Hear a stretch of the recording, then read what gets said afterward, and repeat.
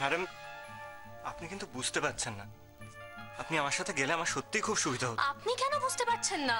আমার পক্ষে কোথাও যাওয়া সম্ভব নয়। প্লিজ কিছু মনে করবেন না, আর দ্বিতীয়বার আমাকে এই রিকোয়েস্টটা করবেন না প্লিজ। আচ্ছা, তুই এইভাবে বলছিস কেন? না হয় ওর সঙ্গে একবার দোকানে গেলি, তাতে কি হলো? কিছু হয়নি দাদু, কিন্তু আমার এখন কিছু ভালো লাগছে না। কৃষ্ণা,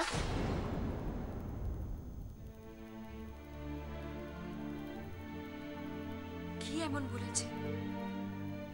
বোনের জন্য একটা শাড়ি কিনবে, একটু তোর হেল্প চেয়েছে। এইভাবে কেউ বলে বলতো? ও কিষানি, কিষানি বলছে তুমি যেতে চাইছো না কেন?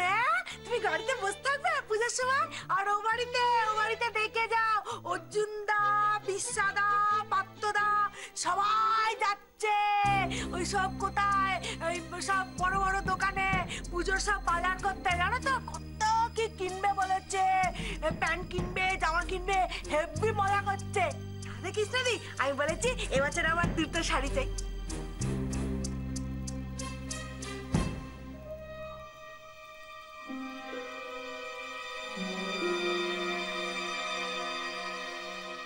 কোন দোকান থেকে চন্দ্রিমার জন্য শাড়ি কিনবেন কিছু ঠিক করেছেন?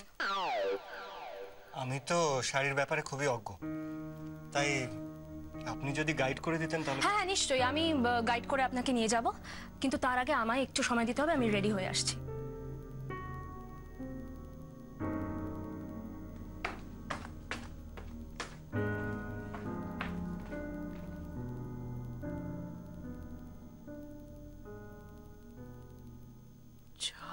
তারা একটু আগেই তো বললো কোথাও বেরোবে না, এখানেই থাকবে। আমার মতটা বদলালো কেন? হ্যাঁ,